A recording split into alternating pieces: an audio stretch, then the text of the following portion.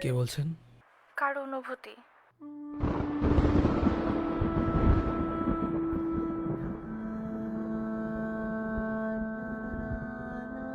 এখনো জেগে আছো যে? অভ্যাসের কারো মেসেজের অপেক্ষায় এখন আর ঘুম আসে না।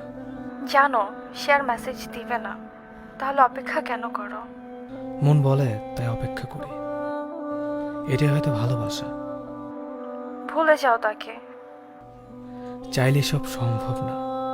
নতুন করে শুরু করো। দ্বিতীয়বার মন কাউকে গ্রহণ করবে না। তোমার কি খবর? ভালো। ছেলে না মেয়ের মা হয়েছ? ছেলে।